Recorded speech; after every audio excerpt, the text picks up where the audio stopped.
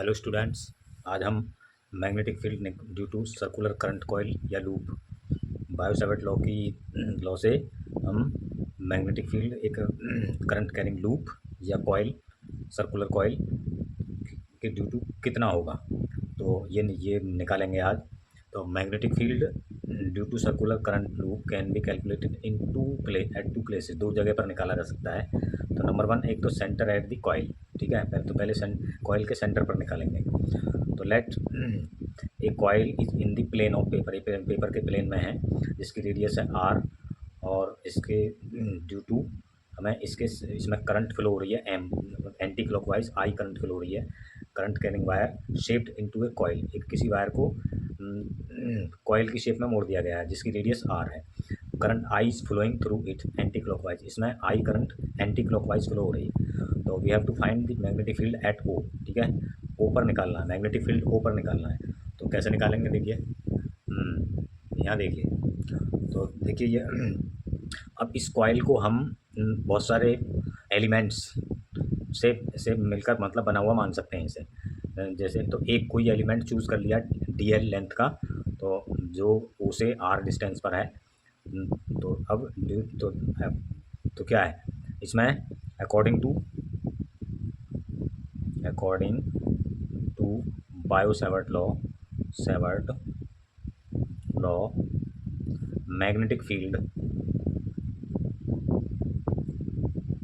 Eight O क्या होगा, d B is equal to क्या होगा, म्यू नॉट अपॉन फोर पाई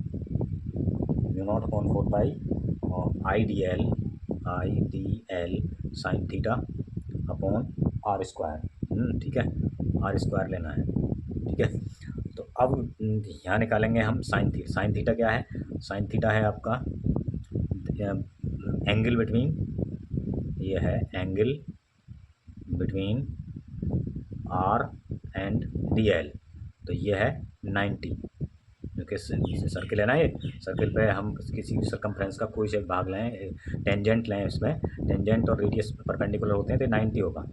तो ये हो जाएगा डी बी इजिकल टू, तो साइन 90 कितना हो गया, साइन 90 हो गया 1। तो तब कितना होगा, d b equal to mu naught upon 4 pi I d l upon are square, I d l upon are square.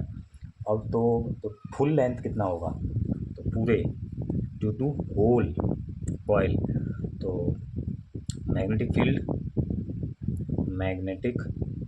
Field due to whole coil कितना होगा, बी इजिकल टू होगा इंटीग्रल डी बी, और ये होगा integral mu naught upon 4 pi I d l upon are square.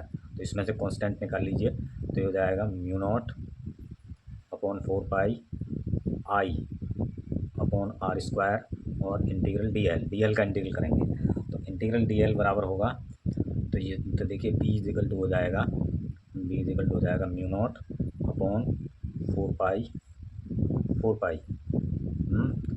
I upon are square, और ये हो जाएगा आपका डी एल का इंटीग्रल हो जाएगा, इंटीग्रल डी एल हो जाएगा 2 पाई आर, ठीक है। चूँकि इसका भाई ये इतनी लेंथ पूरी लेंथ लेंगे तो 2 पाई आर इसकी सर्कमफ्रेंस हो जाएगी ना। तो यहाँ से ये कट जाएगा, 2 पाई से पाई कट जाएगा, आर से आर कट जाएगा। तो ये रह जाएगा कितना, mu naught upon 4 pi I upon two पाई, अरे क्या गलत हो गया ये, तो यहाँ 2 बचेगा, 2 आर, ठीक है। तो इसको इस तरह से लिख सकते हैं हम, if coil has an turns है, एक टर्न नहीं ज़्यादा टर्न्स हैं कॉइल में, तो तब कितना होगा, बी इजिकल टू ये होगा तुम्हारा mu naught I n I upon 2 r, ठीक है। तो ये आपका फार्मूला आ गया, तो देखिए ये आपका फार्मूला आ गया, सही है। तो इसके लिए हम ये आ गया, ठीक है, ये फार्मूला आ गया आपका, ये आएगा न्यूटन पर एम्पियर मीटर, ये फार्मूला आ गया। और एट द सेंटर पर कितना होगा, अब निकालेंगे eight the axis of the loop. यहाँ पे आ गया ना, यहाँ पे आ गया। तो अब देखिए यहाँ पे एट द एक्सिस, अब एक्सिस पे निकालेंगे दूसरा, इसकी एक्सिस पर किसी पॉइंट पर, at the axis of the point the loop. तो let in a circular coil of radius R current I is flowing. अब किसी आर रेडियस की, यहाँ कैपिटल आर ले रहे हैं तो जिसकी रेडियस आर है उसमें आई करंट फ्लो हो रही है। हाँ, इसकी डायरेक्शन जो होगी, डायरेक्शन, तो डायरेक्शन क्या होगी इसकी डायरेक्शन होगी, देखिए डायरेक्शन किस तरह से निकाल सकते हैं इसकी। तो डायरेक्शन होगी इसकी कैसे, तो जैसे इसमें आई करंट फ्लो हो रही है तो डायरेक्शन किस तरह से निकालेंगे, हम राइट हैंड थंब रूल से निकालेंगे। आई करंट फ्लो हो रही है ऐसे, ठीक है, एंटी क्लॉकवाइज फ्लो हो रही है, तो हमारा थंब जो है वो मैग्नेटिक फील्ड की डायरेक्शन बताएगा। तो इसमें डायरेक्शन होगी अपवार्ड, तो इसमें डायरेक्शन जो है वो अपवार्ड है। तो according to right hand thumb rule, direction according to RHT rule क्या होगी, upward, upward plane of the paper. If current की डायरेक्शन क्या है, current direction, if current direction क्या है, क्लॉकवाइज, तो तब क्या होगा, तब देन मैग्नेटिक फील्ड होगा, क्या होगा, डाउनवार्ड, अंदर की ओर, प्लेन ऑफ द पेपर। तो ये होगा अपवार्ड होगा, तो तब ये होगा इनवार्ड, इनवार्ड कह दो, अपवार्ड कह दो, डाउनवार्ड नहीं, इनवार्ड होगा, अंदर की ओर, ठीक है। तो ये होगा। तो अब हम निकालेंगे क्या, कॉइल के एक्सिस पर किसी पॉइंट पर। तो लेट कोई किसी मतलब आर रेडियस की सर्कुलर कॉइल में आई करंट फ्लो हो रही है। अब तो इस बार रेडियस कैपिटल आर लिया है और कॉइल का जो प्लेन है वो परपेंडिकुलर टू दी प्लेन है, इस तरह से रखी हुई है कॉइल। अब क्या, पहले तो ऐसे थी, ऐसे, अब क्या है ऐसे, ठीक है। तो P is the point at the axis of the coil at which we have to calculate the magnetic field. इसकी एक्सिस पर कोई पॉइंट P है जिस पर हमें मैग्नेटिक फील्ड कैलकुलेट करना है। इसमें देखिए क्या है, ये कॉइल है जिसमें एंटी क्लॉकवाइज का करंट आई फ्लो हो रही है और ये ऐसे है प्लेन। हमने ऐसे क्यों बनाई है, क्योंकि ये बिल्कुल खड़ी है, खड़ी है, बिल्कुल खड़ी ऐसे। तो अब इसका एक ए और ए डैश और इसका सेंटर ये है और इसकी एक्सिस जो है वो इसके सेंटर से होकर जाएगी। तो सेंटर से पी पॉइंट पर, इसके किसी डायरेक्ट पी पॉइंट पर हमें मैग्नेटिक फील्ड कैलकुलेट करना है। तो अब हम इसका हम क्या क्या मान सकते हैं, कोई डीएल एलिमेंट ले सकते हैं, ए पर भी और यहाँ पर भी। तो डीएल एलिमेंट के थ्रू यहाँ मैग्नेटिक फील्ड कितना होगा, कैसे होगा, और इस डीएल एलिमेंट के थ्रू कितना होगा, तो ये निकाल सकते हैं हम पहले। तो देखिए इसको देखिए क्या है, तो ये होगा आपका, जैसे मान लीजिए, तो ये डीएल एलिमेंट है, डीएल एलिमेंट पर पी, यहाँ पे आपका, अब डीएल और आर, ये जो डीएल और आर हैं इस तरह से ये एक दूसरे के परपेंडिकुलर हैं, ऐसे भी हो तो भी परपेंडिकुलर, यानी कि ये इस तरह से हैं, इस तरह से देखिए ना, इस तरह से, ठीक है।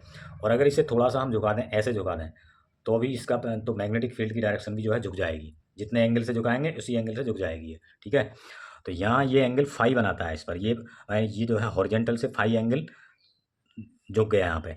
तो मैग्नेटिक फील्ड अब यहाँ इन दोनों के परपेंडिकुलर होना चाहिए था, तो मैग्नेटिक फील्ड भी इन दोनों के परपेंडिकुलर से थोड़ा सा फाई एंगल यहाँ झुक गया, तो इस डायरेक्शन में है मैग्नेटिक फील्ड इस डीएल एलिमेंट के थ्रू, ठीक है। अब उसी तरह से एक ये डीएल एलिमेंट ले लिया है ए डैश, ये भी आर डिस्टेंस पर है, तो इसका जो होगा वो इस डायरेक्शन में होगा, वो भी एंगल फाई बनाएगा, तो ये भी एंगल फाई होगा क्योंकि सेम है ना रेडियस। तो अब ये जो एलिमेंट है, अब इनके जब चूँकि ये ना तो हॉरिजेंटल में है ना वर्टिकल में है, तो इसको हम रिजॉल्व कर लेंगे। तो अब देखिए यहाँ ये तो हॉरिजेंटल कंपोनेंट माना जाएगा, जबकि ये एक्स अक्ष के परपेंडिकुलर है, तो ये माना जाएगा तुम्हारा डी बी कॉस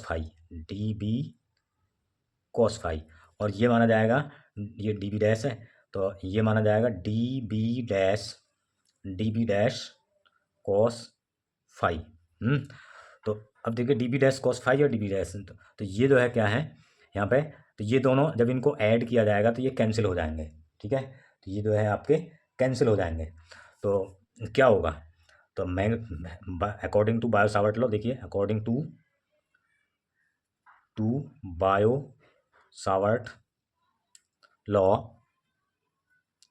क्या है, magnetic field at P due to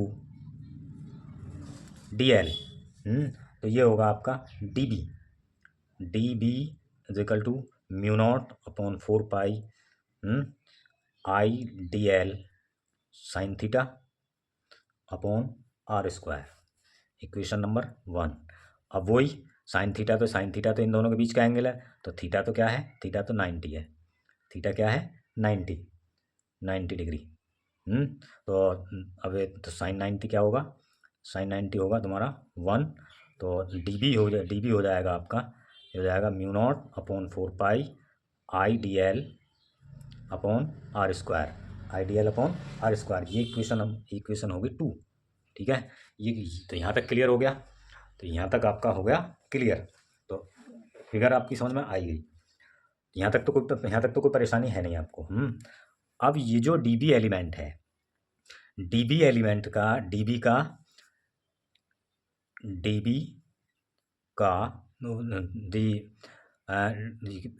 क्या क्या है, वर्टिकल कंपोनेंट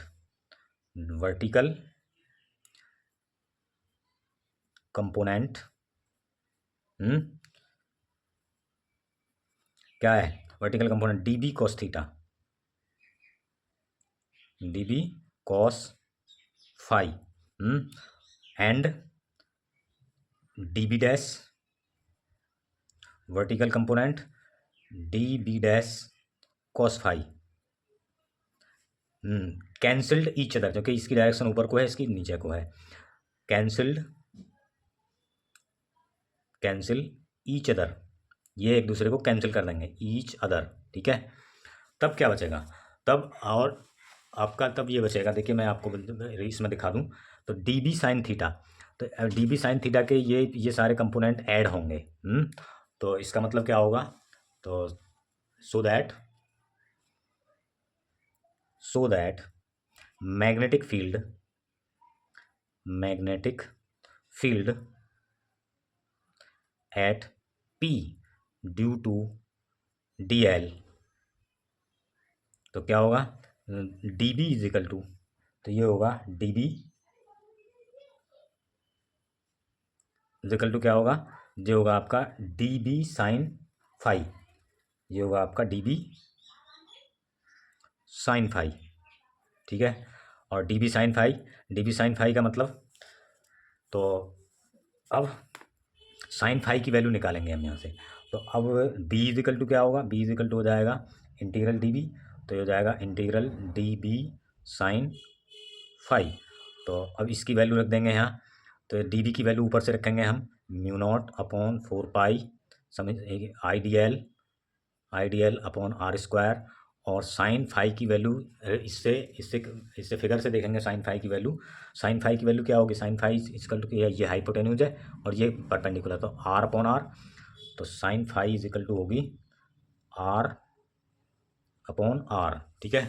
तो आर अपॉन आर होगी, तो यहाँ पे आर अपॉन आर और रख दीजिए, आर अपॉन आर, सही है, आर अपॉन आर हो जाएगी।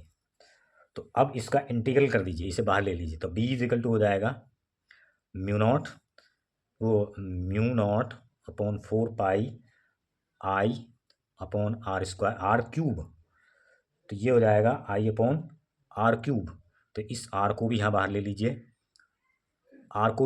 यहाँ, और ये हो जाएगा, यहाँ हो जाएगा आर स्क्वायर ये है, आर क्यूब ये है, तो ये हो जाएगा इंटीग्रल डी एल, और इंटीग्रल डी एल का मतलब यहाँ है तुम्हारा 4 pi R square, 2 pi R radius इसकी सरकमफ्रेंस। तो यहाँ देखिए mu naught upon 4 pi I R upon R cube into 2 pi R, तो पाई से पाई कैंसिल, 2 से 2 कैंसिल, 4 कैंसिल, तो बी जो आपका बचा, बी जो बचा आपका, ये बचा हमारा, देखिए mu naught I r square upon r r ये हो गया, और 2r³ 2r³ mu naught I r square upon 2r³। ठीक है, अब यहाँ पे हम इसकी वैल्यू, आर की वैल्यू और रखेंगे। तो आर की वैल्यू क्या है यहाँ पे, आर की वैल्यू जो निकालेंगे हम, ये होगी यहाँ से, क्योंकि इसी से निकालिए हम यहाँ से, इसी ये राइट एंगल है, तो आर ये है पाइथागोरस थ्योरम, तो r square plus x square, तो यहाँ ये हो जाएगी आपकी, देखिए यहाँ, तो आर की वैल्यू हो जाएगी under root r square plus x square. ठीक है, तो यहाँ पे रख दीजिए, तो ये हो जाएगी आर, तो mu naught I upon are square, I r square 2, और ये हो जाएगी r square plus x square की पावर 3/2। ठीक है, तो ये है according to Pythagoras theorem, Pythagoras theorem. ठीक है, तो अब यहाँ ये आ गया हमारा, if coil has n turns, तो तब क्या होगा, then b is equal to हो जाएगा mu naught n I r square upon 2r square plus x square की पावर 3/2। देखिए यहाँ 3/2 कैसे होगी, क्योंकि यहाँ इसकी पावर ये 1/2 है, 1/2 आएगी ना, और जब यहाँ 1/2 रखेंगे तो यहाँ 3 × 1/2 3/2 हो जाएगी। ठीक है, तो ये आपका आ गया फॉर्मूला, तो ये आपका आ गया फार्मूला आ गया, सही है। और अब देखिए क्या है आगे, आगे ये है इसमें, तो if coil has n turns, अब अगर सेंटर पर हो, तो इसी से हम जो पहले वाला फार्मूला निकाला था उसी से वो आ जाएगा, क्या आ जाएगा, इफ अगर सेंटर पर निकालना चाहें तो बी एट सेंटर यहाँ से भी निकाल सकते हैं, तो putting x is equal to 0, x is equal to 0 क्यों रखेंगे यहाँ, देखिए जब सेंटर पर निकालेंगे तो ये पॉइंट यहाँ आ जाएगा ना, तो ये एक्स इज इक्वल टू 0 हो जाएगी, तो यहाँ पे एक्स इज इक्वल टू 0 रख देंगे, तो क्या आ जाएगा, ये आ जाएगा mu naught b is equal to mu naught n I r square upon 2 और आर स्क्वायर प्लस 0 की पावर 3/2, और ये आ जाएगी आर की पावर 3, तो ये आ जाएगा आपका mu naught n I r square, और यहाँ आ जाएगी 2r स्क्वायर की पावर 3/2, तो 3 इससे कट गया, तो आ जाएगा mu naught n I r square upon 2r³, तो r³ से ये कट गया, तो 2 पावर कट गई, r ही रह जाएगी, तो b इज इक्वल टू क्या रह जाएगा, mu naught n I upon 2r, तो यही पहले निकाला था हमने, तो यहाँ से भी निकाल सकते हैं अगर ये फार्मूला डायरेक्ट पूछे तो यहाँ से भी निकाला जा सकता है mu naught I upon 2r। अब इसकी डायरेक्शन क्या है, देखिए डायरेक्शन क्या है, देखिए ये आपकी कॉइल है, तो डायरेक्शन इसकी होगी, ये आपकी कॉइल है ये, ठीक है, और इसमें करंट ऐसे फ्लो हो रही है ऐसे, तो क्या होगा, इसमें जो कॉइल, इसमें जो यहाँ पे राइट हैंड थंब ऐसे निकालेंगे, ऐसे राइट हैंड पाम रूल से, राइट हैंड थंब रूल से, तो डायरेक्शन इसकी राइट हैंड RHT रूल क्या है, सेंटर पर यहाँ इसकी ऐसे होंगे, ऐसे ऐसे है ना, तो ये डायरेक्शन इसकी ऐसे होंगे, ऐसे, ये ऐसे, और जैसे जैसे हम यहाँ होते चले जाएंगे तो इसकी डायरेक्शन इस तरह से होती चली जाएगी, इस तरह से, ऐसे ऐसे, तो ये आपका होता चला जाएगा ऐसे, राइट हैंड थंब रूल से, और इसमें भी यहाँ ऐसे ही होता चला जाएगा, यहाँ पे भी, यहाँ पे भी, और यहाँ पे भी, और यहाँ पे भी, तो ये भी इस तरह से, इस तरह से, इस तरह से, और इस तरह से, ऐसे, और यहाँ पे इस तरह से, इस तरह से इसकी राइट हैंड थंब रूल। तो यहाँ पे क्या है, जो सेंटर पे, तो इसका मैग्नेटिक फील्ड लगभग एक मैग्नेटिक फील्ड क्या होगा, मतलब यूनिफॉर्म होगा। लेकिन जैसे जैसे हम इसके कॉइल के पास को बढ़ते चले जाएंगे, इसकी जो मैग्नेटिक फील्ड लाइंस हैं वो कंसेंट्रिक सर्कल्स होती चली जाएंगी अकॉर्डिंग टू राइट हैंड। क्योंकि जैसे जब हम इस पे पहुंचेंगे ना, इस पे तो मान लीजिए इस पे तो सीधा हो जाएगा, तो ऐसे फिर इस तरह से हो जाएंगी इसकी कंसेंट्रिक सर्कल्स की फॉर्म में। तो ठीक है, तो यहाँ तक ये क्लियर हो गया। तो आप इसे दोबारा देख सकते हैं।